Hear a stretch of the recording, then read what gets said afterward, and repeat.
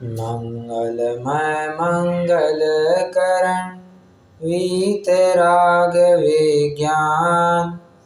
नमो ताहि जात भय अरहंतादि महान।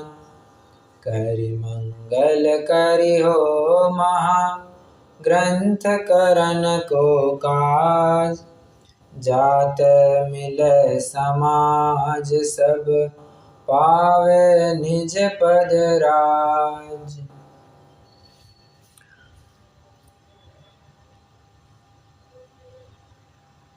मोक्ष मार्ग क्या है?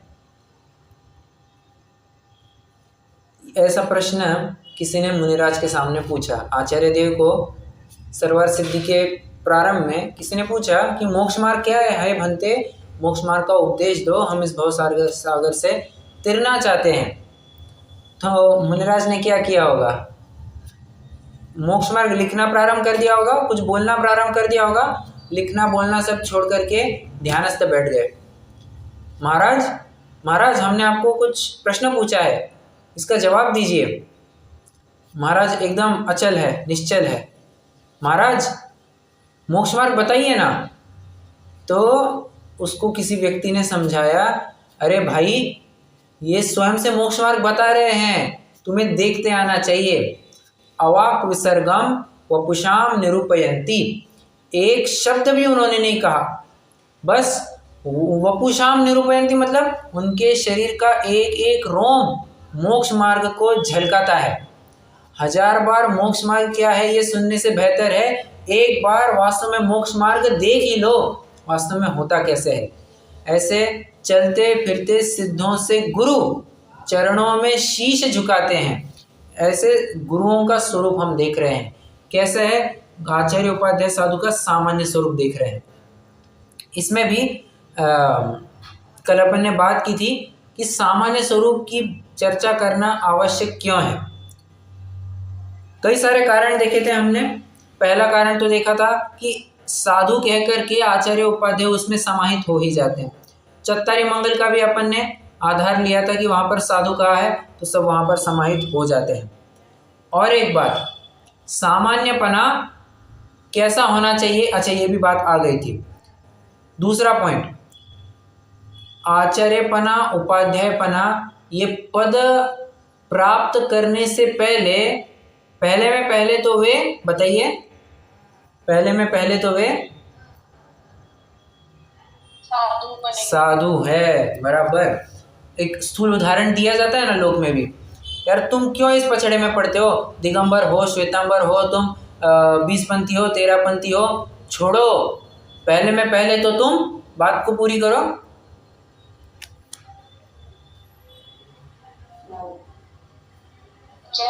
तुम जैन हो। बराबर। मुनि कहाँ से लाया है? तुम सबसे पहले जैन हो, बाद में जैनी के रूप में हम वहाँ पर पूरे देश में पहचाने जाते हैं। दिगंबर श्वेतांबर आगे की बात है, अब अपन अपना निपट लेंगे, परंतु बाहर दुनिया वालों को दिखाने के लिए तो अपन एक जैन के रूप में दिखाए जाते हैं, ऐसा लोक में कहा जाता है। बराबर। तो उसी प्रकार कह रहे हैं आचार्य उपाध्याय ये भी पहले साधु ही होते हैं, और ये पद प्राप्त करना बिल्कुल भी अनिवार्य नहीं है। क्यों? अरे इस पद की प्राप्ति किए बिना भी मोक्ष में जाते, बल्कि मैं ये कहना चाहूँ तो भी कोई अतिशयोक्ति नहीं होगी, इन पदों को छोड़ करके ही मोक्ष प्राप्त किया जा सकता है।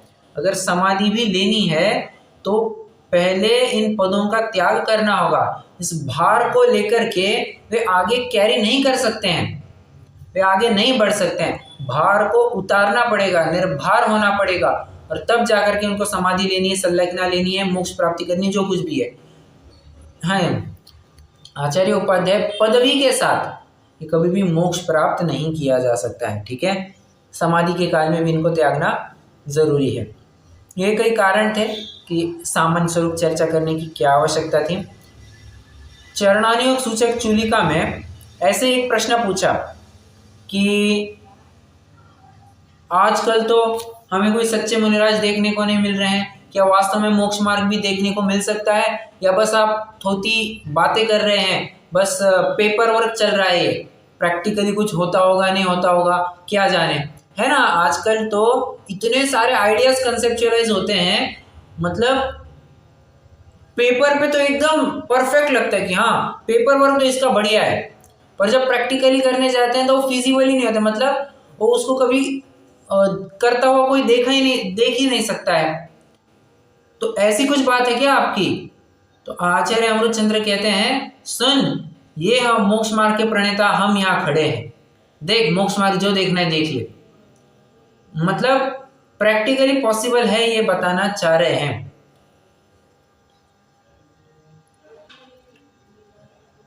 ठीक है, कल अपन कहाँ तक आए थे? कल अपन ने जो उनके अंतरंग परिणाम होते हैं, जो अंतरंग विशुद्धता होती है, उसकी अपेक्षा से अपन ने चर्चा की थी। अभी हमें उनके बहिरंग स्वरूप की अपेक्षा से, चरणानियोग की मुख्यता से चर्चा करनी है।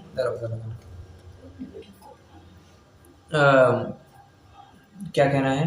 हाँ, चरणानियोग की अपेक्षा से अब उनके सामान्य स्वरूप का हमें विचार करना है। प्रश्न है, चरणानियोग की अपेक्षा से भी बात रखनी क्यों आवश्यक समझी? अच्छा चलिए, ये प्रश्न का उत्तर, इससे पहले मैं एक और प्रश्न पूछना चाहूंगा, इसी से जुड़ा हुआ है, ठीक है। पहली पंक्ति पढ़ना जरा, कोई भी पहली पंक्ति पढ़िए जरा, एकदम पहली पंक्ति।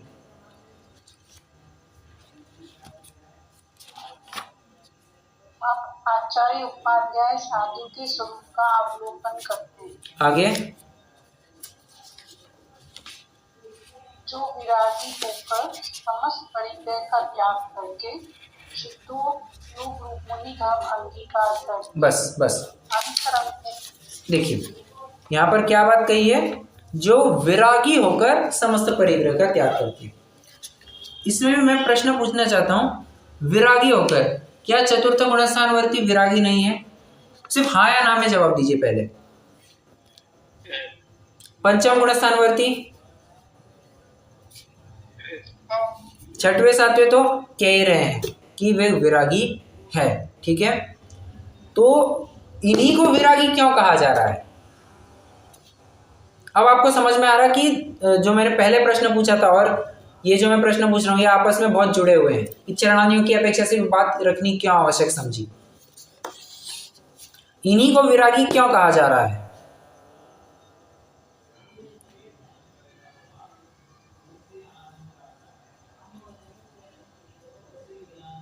कषाय चौकड़ी के हिसाब से ना? हाँ, कषाय चौकड़ी के हिसाब से तो नहीं है। अरे मैंने आपको हिंट भी दी है। क्या? इन्होंने ग्रह त्याग कर दिया है, तो नहीं, वैसा भी नहीं। कुछ हद तक मतलब ये आपके उत्तर का एक अंश मान लिया जा सकता है, सही है करके। कुछ शुद्धोपयोग हो गया उनको? नहीं, किनको कुछ किनको हुआ? चौथे में अधिकता है मुनिराज को। हाँ, परफेक्ट अधिकता है। देखिए, जब भी आपको एक आप गोल्डन रूल के फॉर्म में भी ले सकते हैं, थंब रूल, आप जो कुछ कहना चाहे कह लीजिए। जब भी आपको चौथा, पांचवा, छठवा, इन तीन गुण स्थानों में आपको कंपैरिजन दिखे, छठवा के साथ सातवां भी लगा लेना, तो इन तीन गुण स्थानों में, तीन अवस्थाओं में जब भी आपको कंपैरिजन मिले कि यार कषाय चौकड़ी के तो इनका भी अभाव हुआ है, शुद्धोपयोग तो ये भी करते हैं, वैराग्य तो इनके भी पाया जाता है, फिर भी मुनिराज के ही ऐसा शुद्धोपयोगीपना, वैरागीपना क्यों कहा? तो एक ही उत्तर आपके ख्याल में आना चाहिए, प्रचुरता की अपेक्षा से, ठीक है। शुद्धोपयोगी मुनिराज को ही क्यों कहा जाता है? प्रचुरता की अपेक्षा से। मुनिराज को ही वीतरागी या विरागी क्यों कहा जाता है? प्रचुरता की अपेक्षा से, ठीक है। अब यहाँ अनंत सिद्ध मत जोड़िए, अपन छद्मस्तों की अपेक्षा बात कर रहे हैं। तो छद्मस्तों में मुनिराजों को ही विरागी क्यों कहा? क्योंकि दो कारण है। एक तो उनकी अंतरंग विशुद्धता इतनी हो गई है कि अब उनको कोई भी वस्तु इष्ट अनिष्ट लगती नहीं है। चौथा गुणस्थान वर्ती तो कदाचित चारित्र मोहनीय के उदय जनित उसको कुछ देखने मिल जाए, अप्रत्याख्यान और प्रत्याख्यान के उदय जनित, यहाँ पर तो उनके कुछ ही नहीं बचा है, संज्वलन कश है जो कि तो कुछ मायने ही नहीं रखती है, बराबर है। इसलिए विरागीपना आचार्यों के कहा है। और एक और बात, तर्क दूसरा, अध्यात्म कौन से गुणस्थान में वितरागीपना कहता है?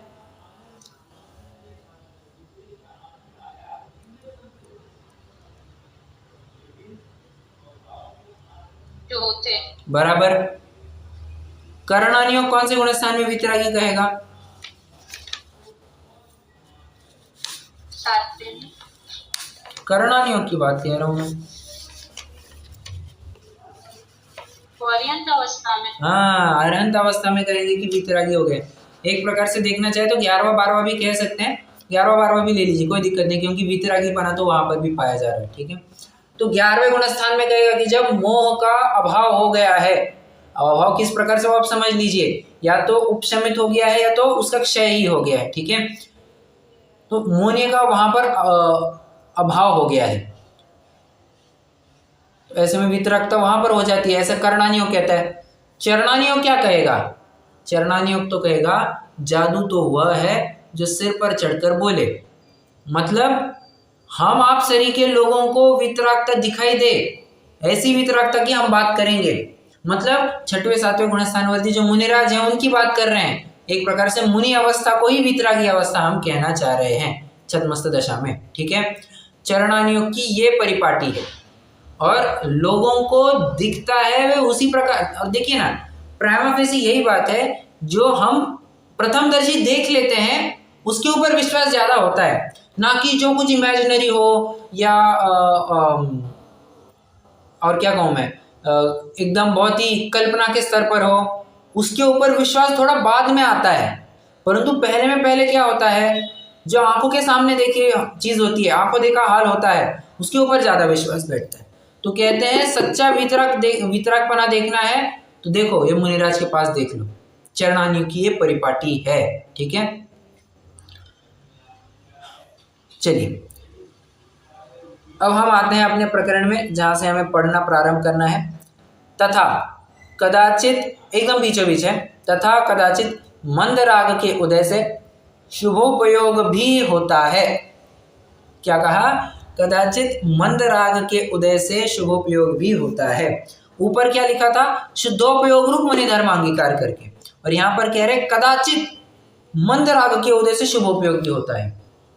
थोड़ा सा कॉन्ट्राडिक्टरी लग रहा है, 2/3 काल बीतने वाला है शुभोपयोग में और कह रहे हैं हाँ कदाचित हो जाता है, और 1/3 काल ही बीतने वाला है शुद्धोपयोग में, तो कह रहे हैं हाँ मुनिराज शुद्धोपयोगी है।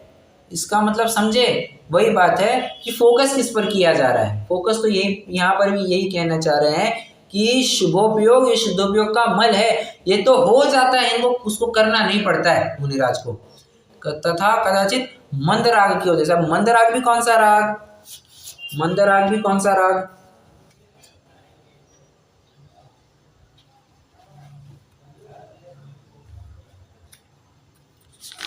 संचलन का होता है। करेक्ट, संज्वलन वाला। एक मिनट है जरा, हाँ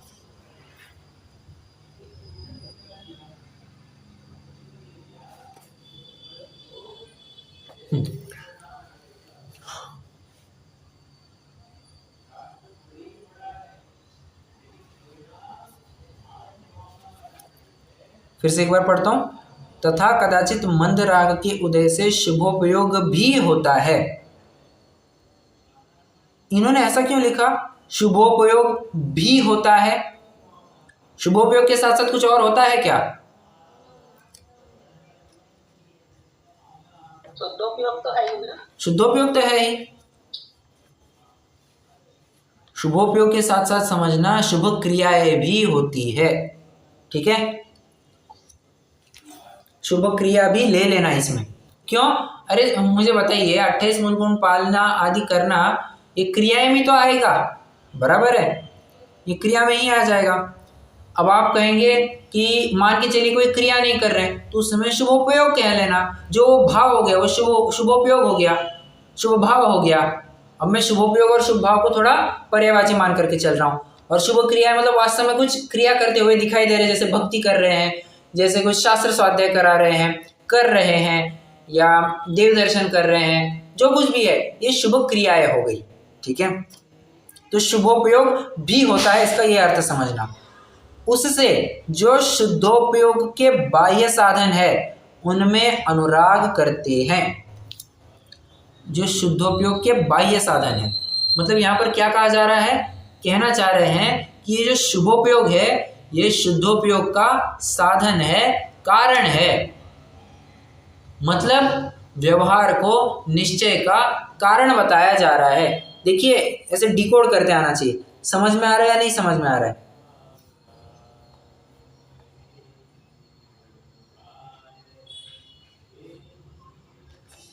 उपयोग से दुरुपयोग हो रही थी, यही कहना चाह रहे हैं। क्या क्या? दुरुपयोग, सॉरी, शुभोपयोग से कारण हो गया, उससे दुरुपयोग हो रहा है, ऐसा बोलना चाह रहे हैं। हाँ, एक प्रकार से वैसे ही समझिए। कारण बताया, शुद्धोपयोग, शुभोपयोग को शुभोपयोग का कारण, क्या कहा मैंने, शुभोपयोग को शुद्धोपयोग का कारण बताया, निश्चय को, व्यवहार को निश्चय का कारण बताया। तो इसमें कारण मतलब क्या, साधन मतलब क्या, बताइए जरा। साधन मतलब क्या? साधन का मतलब कारण हो गया ना। कारण, अब कारण मतलब कौन सा कारण लेना? दुरुपयोग, निमित्त कारण।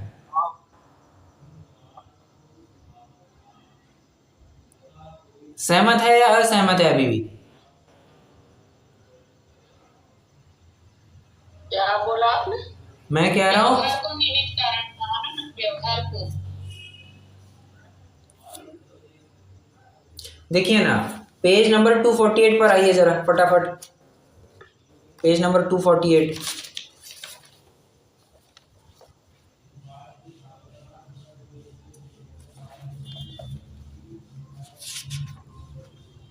देखिए क्या कह रहे हैं, सो मोक्ष मार्ग दो नहीं, मोक्ष मार्ग का निरूपण दो प्रकार है। जहाँ सच्चे मोक्ष मार्ग को मोक्ष मार्ग निरूपित किया जाए सो निश्चय मोक्ष मार्ग, और जहाँ जो मोक्ष मार्ग तो है नहीं परंतु मोक्ष मार्ग का निमित्त है, वह सहचारी है, उसे उपचार से मोक्ष मार्ग कहा जाए सो व्यवहार मोक्ष मार्ग है। आया ख्याल में? व्यवहार को निश्चय का निमित्त एवं सहचारी बताया है। ठीक है, व्यवहार को निश्चय का निमित्त एवं सहचारी बताया। इसी अपेक्षा से मैं कह रहा हूं क्या कि निश्चय व्यवहार ये निश्चय का निमित्त कारण है, शुभोपयोग ये शुद्धोपयोग का निमित्त कारण है। ठीक है, कैसे, मैं आपको जरा समझाता हूं। तो आचार्य देव को, आचार्य देव कह रहा हूं, पंडित टोडरमल जी को ही किसी ने प्रश्न पूछा, क्या कि जब मैं 28 मूल गुणों को पालता हूं तब तो मुझे पाप लगेगा, मुझे लेप होगा। वो किस शब्द का प्रयोग करता है, मैं लेप में अटक जाऊंगा, मुझे लेप होगा। तो पंडित जी साहब कहते हैं कि महालेप से अल्पलेप बहुत भला है। क्या कहा? महालेप से अल्पलेप भला है। तुम 28 मूल गुण नहीं पालोगे तो बताना जरा क्या करोगे? 28 मूल गुण नहीं करोगे, तुम्हारे पास कोई और विधि है जिसके माध्यम से तुम पुनः शुद्धोपयोग में जा पाओगे? तुम्हारे पास कोई उत्तर नहीं होगा। हम शुभोपयोग में तभी आने को कह रहे हैं जब फिर से शुद्धोपयोग में जाना होता है। शेर एक दो कदम पीछे चलता है तो डर के कारण नहीं, फिर से आगे झपटने के लिए। उसी प्रकार मुनिराज 7वें से 6वें में आते हैं तो किसके लिए? पुनः 7वें में जाने के लिए। कोई 6वें में आए तो फिर से और नीचे जाने के लिए नहीं, आगे 7वें में जाने के लिए वे 6वें में आते हैं, बाउंस बैक करते हैं, बाउंस बैक करते हैं। ठीक है, आचार्य अमृतचंद्र भी क्या कहते हैं, पर परिणति हे तोर मोह नाम नो अनुभावा दविरत मनुभाव व्याप्ति कलमाशिताया मम परम विशुद्धि शुद्ध चिन्मात्र मूर्तिर्भवतु समय सार व्याख्यवानुभूते। तीसरा ही कलश है। क्या कहा जा रहा है? कहते हैं मेरी परिणति कलुषित हो गई है तो मैं क्या करता हूं, मैं समय व्याख्या लिखता हूं, व्याख्यावानुभूते, आत्मख्याति टीका लिखता हूं। उससे क्या होगा? मम परम विशुद्धि, मेरी मति व्यवस्थित हो जाए, परम विशुद्धि की मुझे प्राप्ति हो जाए, इसके लिए मैं ग्रंथ लिखता हूँ। समझ में आ रहा है? मुनिराज शुभोपयोग, शुभ भाव, शुभ क्रिया, इसका सहारा क्यों लेते हैं?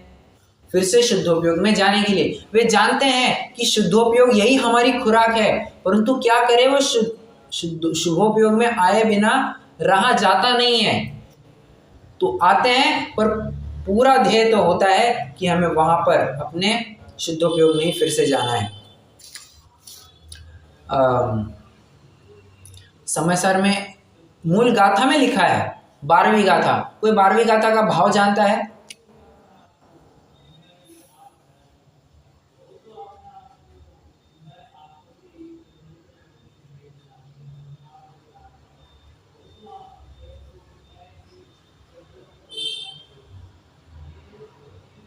नहीं पता है, कोई बात नहीं। व्यवहार कथंचित केशांचित प्रयोजनवानमपि। क्या कहा? अब मैं मूल शब्द थोड़े आगे पीछे हो गए होंगे, परंतु शब्द तो आपको वैसे मिल जाएंगे। कथंचित केशांचित व्यवहार सह अपि प्रयोजनवान। क्या कहा? फिर से कथंचित केशांचित सह अपि प्रयोजनवान। मतलब क्या? वह प्रयोजनवान है। वह मतलब कौन? व्यवहार, जिसकी हम 11वें गाथा में पूरी धुनाई करके आए ना। भूदत्त नहीं, क्या है वो, 11वीं गाथा कौन सी है? है, देखो मैं भूल गया।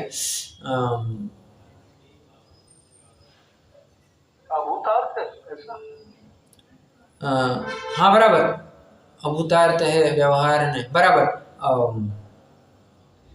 शुद्ध नहीं, भूतार्थ है, अभूतार्थ है, व्यवहार नहीं, भूतार्थ की ही शरण गह, वह आत्मा सम्यक लहे।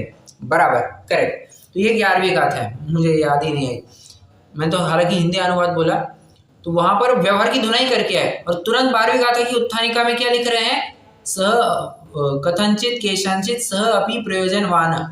मतलब व्यवहार भी किसी किसी को किसी काल में प्रयोजनवान होता है। ठीक है? ये आपको लग रहा होगा मैं ये शब्द बार बार क्यों बोल रहा हूँ, स अपि प्रयोजनवान, स अपि प्रयोजनवान, कथंचित केशांचित, कथंचित केशांचित। ये आपको याद हो जाने चाहिए। आपको याद होंगे तो आपको ही बहुत मजा आएगा। केशांचित का क्या मतलब है? कथंचित तो ठीक है,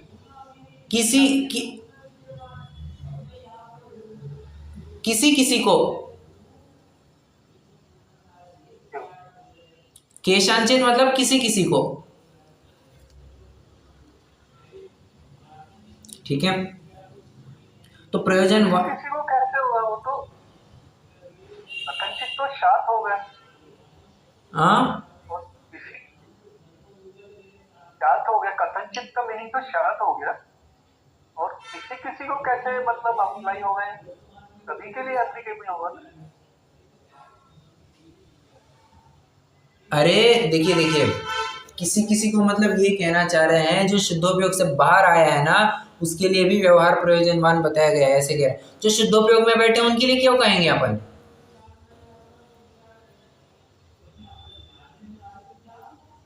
नहीं समझा या समझा? नहीं समझ। मैं ये कह रहा हूं, व्यवहार अपन किसको प्रयोजनवान कहेंगे? जो शुद्धोपयोग से बाहर आया है, जो शुद्धोपयोग में स्थित है, तो उसके लिए क्यों कहेंगे? इसलिए कथनचित का अर्थ उन्हीं जीवों के लिए जो शुद्धोपयोग से बाहर है। ठीक है?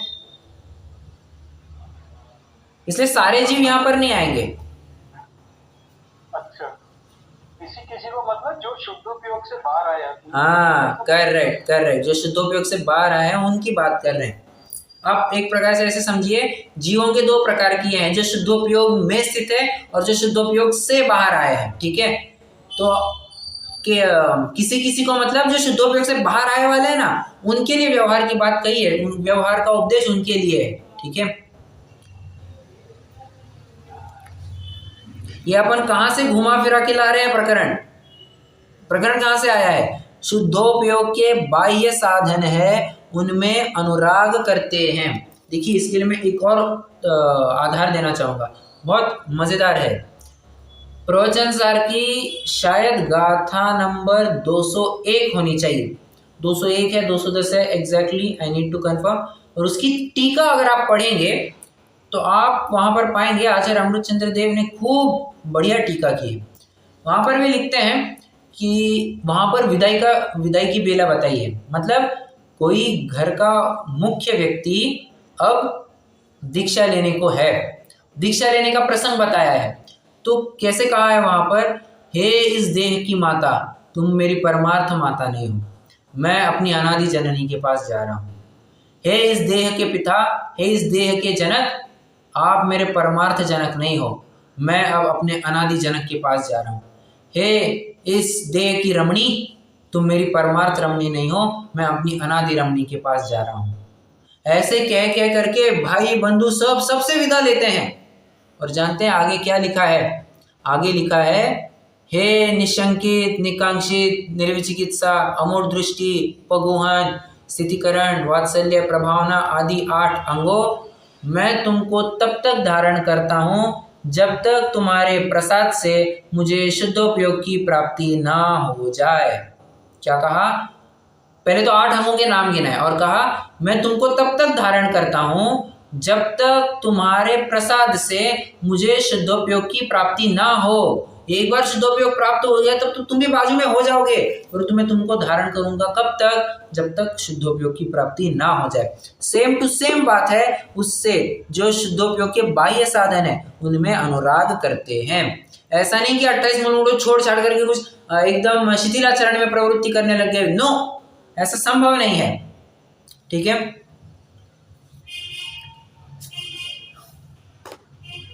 एक मिनट, मैंने 1-2 पॉइंट और लिखे हैं इस बारे में।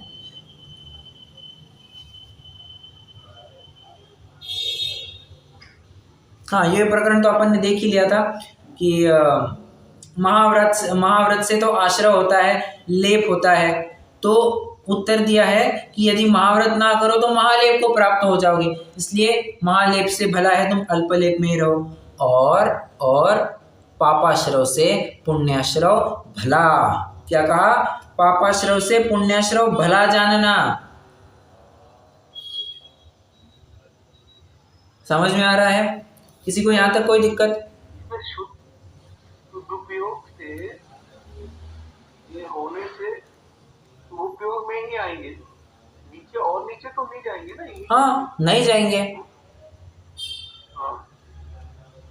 वही कह रहा हूं मैं कि 6वें गुण स्थान में आते भी कैसे हैं कि मुझे फिर से शुद्धोपयोग में जाना, इसी बुद्धि से आते हैं।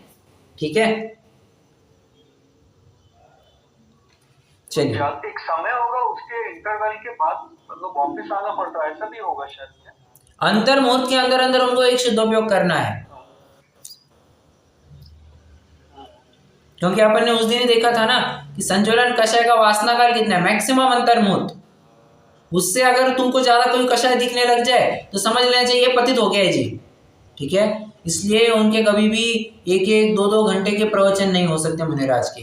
कभी भी इतने काल के लिए वे प्रवचन आदि करते हुए, शुभ क्रिया करते हुए नहीं पाए जाएंगे। ठीक है, अब आप पूछेंगे कि 3-3 मुहूर्त तक आहार किया तो चलेगा क्या? जिनवाणी में वैसी बात लिखी हुई मिलती है, उपदेश आदि के बारे में वैसा कुछ लिखा हुआ मिलता है नहीं, तो अपन उसके बारे में ज़्यादा कुछ कमेंट करेंगे नहीं। ठीक है, चलिए आगे बढ़ना है थोड़ा।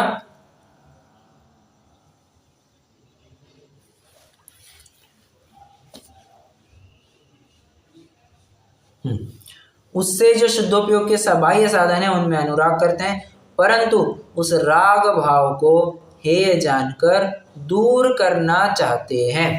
अब इसमें बहुत बढ़िया बात लिखी है, राग भाव को हेय जानकर दूर करना चाहते हैं। हाथ पर फोड़ा हुआ है, हाथ पर फोड़ा हुआ है, क्या करना? फोड़ा हटाना या हाथ ही काट करके अलग कर दे?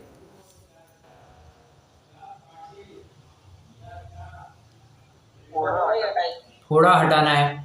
और एक उदाहरण देता हूँ, गंदगी मारने की बिल्कुल भी जरूरत नहीं है।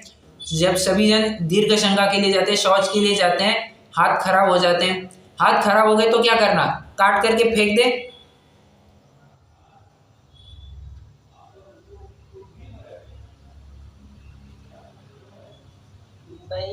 मिट्टी, राख और जल के माध्यम से तो ये शुद्ध हो जाता है, बराबर। तो कहने का तात्पर्य ये है कि दिक्कत हुई है ना, तो उस दिक्कत के ऊपर ही उपचार करो, पूरा समूल उखाड़ने का कोई मतलब नहीं है। मतलब मैं ये कहना चाह रहा हूं, आप समझिए, हाथ पर फोड़ा हुआ है ना, तो उसी फोड़े को हटाओ, हाथ को निकालने की कोई जरूरत नहीं है। उसी प्रकार परद्रव्य को लेकर के राग द्वेष हुआ है, तो बस राग द्वेष हटाना है। वो जो ज्ञान हुआ है उसको समूल उखाड़ फेंकने की जरूरत ही नहीं है। कितने जन सिद्धांत समझ रहे हैं मैं क्या बताना चाह रहा हूं?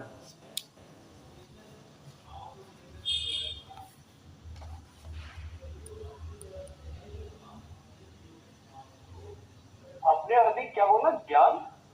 मैं ये कह रहा हूं, देखिए मैं ये कह रहा हूं,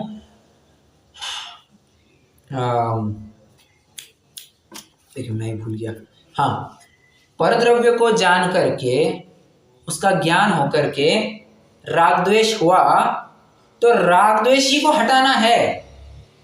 वो जो ज्ञान हुआ है उस ज्ञान को तो हटाना नहीं है अपन को, ठीक है?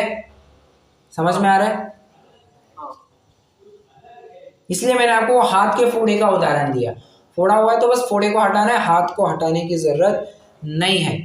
यदि ऐसा करेंगे तो क्या होगा?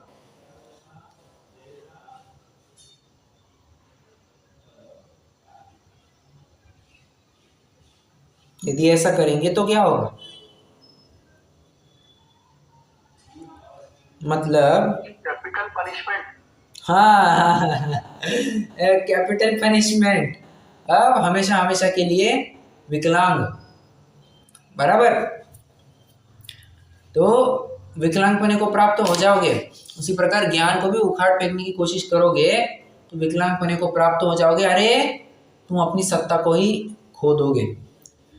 हाँ, एक और दिक्कत होगी। अब थोड़ा सा मैं तर्क युक्ति के माध्यम से समझाता हूं। यदि राग के अभाव के साथ साथ हम ज्ञान का भी अभाव मान ले, राग के अभाव के साथ साथ हम ज्ञान का भी अभाव मानने लग जाए, तो क्या होगा साहब? तो क्या होगा? तो बौद्ध मत प्रवर्तेगा, जो ये मानता है कि बुद्धियादि गुणा उच्छेदा मोक्ष।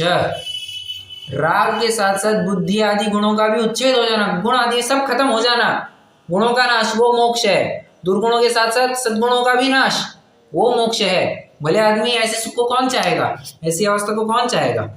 ठीक है, तो बौद्ध मत प्रवर्तेगा यदि हम मानते हैं कि राग हटाने के लिए हमने ज्ञान ही को हटा दिया, राग मात्र को हटाना है। आज प्राय लोगों को ये बड़ी एलर्जी होती है कि यार ये इतनी गंदगी है, ये इतनी गंदगी है, ये इतनी गंदगी है, तो जानो ना, तो तुम्हारे मन में जो राग द्वेष हुआ है बस राग द्वेष को हटाना है, ज्ञान को फेंकने की जरूरत नहीं है।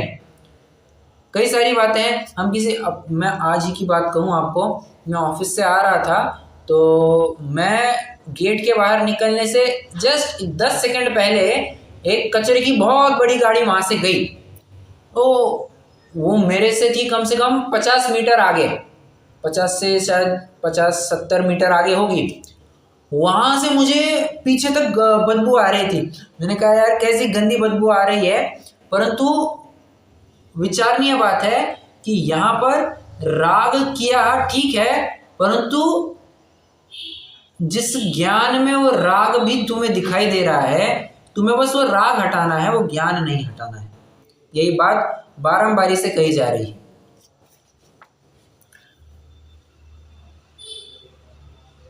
कहाँ थे? हाँ, उस राग भाव को हे जानकर दूर करना चाहते हैं।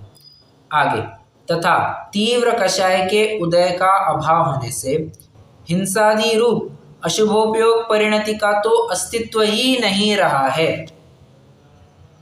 क्या कहा? तीव्र कषाय के उदय का अभाव। अभाव कहा है, मतलब कोई उसे क्षय मत समझ लेना, पहली बात। फिर से अब चाहे तो अपन एक बार पंक्ति फिर से पढ़ते हैं। तथा तीव्र कषाय के उदय का अभाव होने से, उदय का अभाव होने से हिंसादि रूप अशुभोपयोग परिणति का तो अस्तित्व ही नहीं रहा है।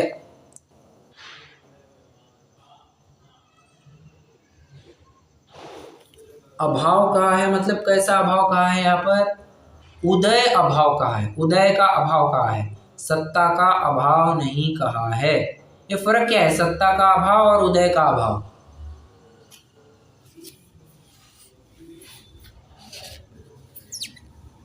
उदय का अभाव मतलब इस समय उदय में नहीं आ रही थी बराबर। लेकिन सत्ता का अभाव हो जाएगा तो मतलब क्षय हो गई ना, इसका मतलब। करेक्ट।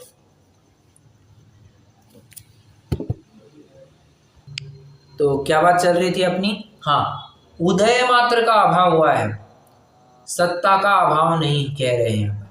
उदय का अभाव हो गया मतलब वर्तमान में उदय में नहीं आ रही है, सत्ता में अगर होगी तो फिर से उदय में भी आ सकती है, ठीक है। परंतु एक बार जब सत्ता में से ही खत्म हो जाए तो मुझे बताइए उदय का अभाव होगा या नहीं होगा?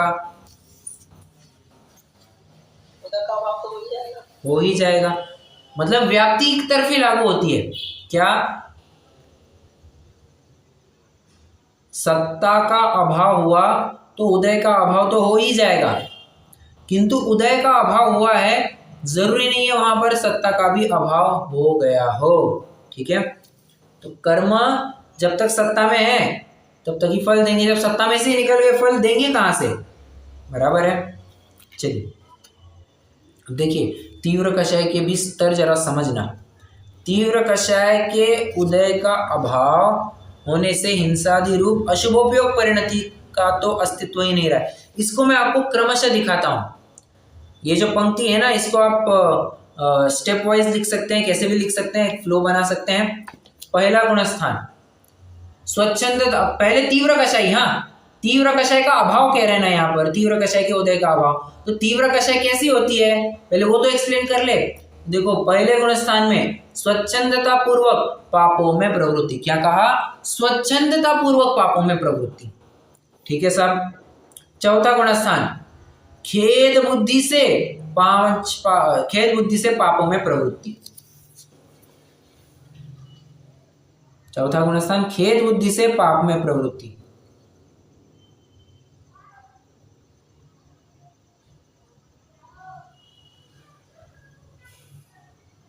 पांचवा गुणस्थान खेद बुद्धि से पापों में एक देश प्रवृत्ति, वो भी कैसे? सूक्ष्म पापों में एक देश प्रवृत्ति।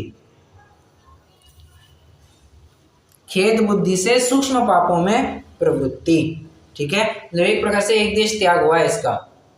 और छठवां गुणस्थान बताइए।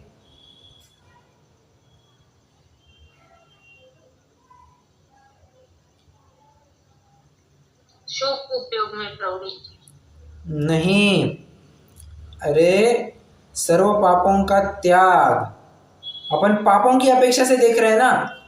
पहले में स्वच्छंदता पूर्वक पापों की प्रवृत्ति, चौथे में खेद बुद्धि से पापों में प्रवृत्ति, पंचम गुणस्थान में खेद बुद्धि से सूक्ष्म पापों में प्रवृत्ति, और छठवां गुणस्थान क्या है? खेद बुद्धि से। यहाँ पर पापों में प्रवृत्ति ही नहीं पाई जाती है, यहाँ पर तो सर्व पापों का त्याग। क्या कहा? तो क्या ऐसे कह सकते हैं छठा गुणस्थान में बुद्धिपूर्वक पापों से त्याग? नहीं, बुद्धिपूर्वक नहीं कहेंगे, क्योंकि बुद्धिपूर्वक तो चौथे पांचवें में भी पाया जाता है। ओके बराबर, क्योंकि व्रत तपश्चरण, व्रत प्रतिज्ञा है, यम नियम जो लिया जाता है तो उसमें भी देखिए ना, विचार कर सकते हैं, वहां पर तो बुद्धिपूर्वक पाप का अभाव किया है।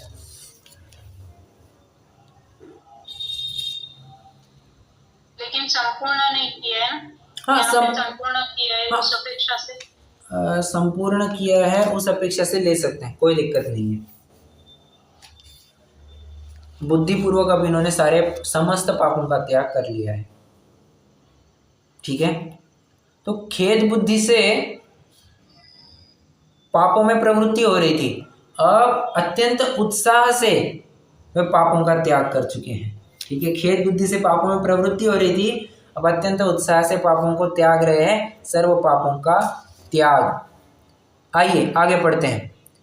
तथा ऐसी अंतरंग अवस्था होने पर बाह्य दिगंबर सौम्य मुद्राधारी हुए हैं। क्या कहा? ऐसी अंतरंग अवस्था होने पर, कैसी अंतरंग अवस्था होने पर, ऊपर जो जो भी लिख कर के आए ना वैसी अंतरंग अवस्था की बात कर रहे हैं। शुद्धोपयोगी होना चाहिए, अंतरंग में शुभ भाव शुभ परिणाम होने चाहिए, शुद्ध भाव होने चाहिए, आदि आदि जो कुछ भी बातें सब लगा सकते हैं। तो ऐसी अंतरंग अवस्था होने पर बाह्य दिगंबर सौम्य मुद्राधारी हुए हैं। एक मिनट जरा,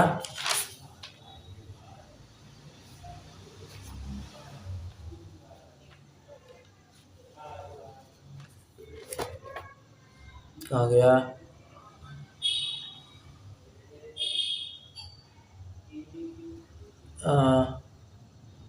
मुझे लगता है इसका प्रकरण अपन अगर कल पढ़ेंगे तो बेहतर रहेगा।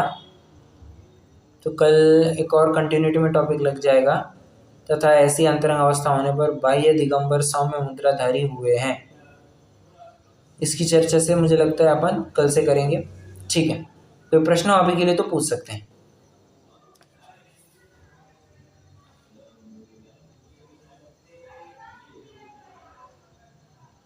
नहीं है, चलिए।